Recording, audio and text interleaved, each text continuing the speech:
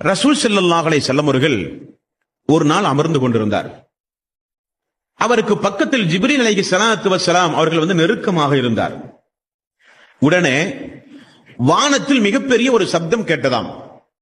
அல்லாஹ்வுடைய தூதர் வானத்தை தலையை உயர்த்தி பார்த்தாராம். ஜிப்ரீல் அலைஹிஸ்ஸலாத்து வஸ்ஸலாம் அவர்களும் பார்த்தாராம். வானம் பிளந்ததாம். அந்த வானத்திலிருந்து ஒரு வானவர் இறங்கி வந்தாராம். ஜிப்ரீல் அலைஹிஸ்ஸலாத்து வஸ்ஸலாம் அவர்கள் கூறுகிறார்கள், இந்த வானவர் இதற்கு முன்னால் பூமியில் இறங்கியதே கிடையாது, உம்மிடத்தில் தான் முதலில் வருகிறார். இந்த வானவர் பூமியில் இதுமுறை இறங்கியதே கிடையாது, உம்மிடத்தில் தான் முதலில் இறங்கி வருகிறார்.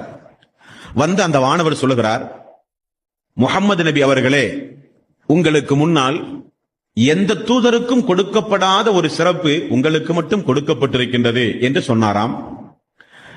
சொல்லிவிட்டு அவர் சொல்லுகிறார், என்ன சிறப்பு தெரியுமா? சூரத்துல் ஃபாத்திஹா, அல்ஹம்துலில்லாஹி ரப்பில் ஆலமீன், 7 வசனங்களை கொண்ட சூரத்துல் ஃபாத்திஹா, சூரத்துல் பக்கரா என்கிற இந்த 2 அத்தியாயம் உங்களுடைய சமூகத்திற்கு முன்னால் எந்த சமூக மக்களுக்கும் அருளப்படாத 2 அத்தியாயம். இது அல்லாஹ்வுடைய பொக்கிஷம்.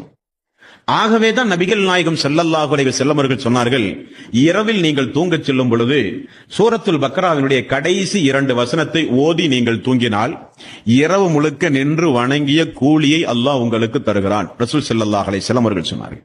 அப்படியானால் பார்த்தீர்களா, அல்லாஹ்வை அல்லாஹ்வுடைய தூதரிடத்திலே அவருடைய சிறப்பை சொல்வதற்கு, திருக்குர்ஆனின் மகத்துவத்தை சொல்வதற்கு அதுவரை இறங்காத ஒரு வானவர் அன்றைக்கு மட்டுமே இறங்கி அல்லாஹ்வுடைய தூதரிடத்திலே இந்த செய்தியை சொல்லி திரும்ப வானலோகத்திற்கு சென்றார் என்றும் வானவர்களை குறித்து ஹதீஸில்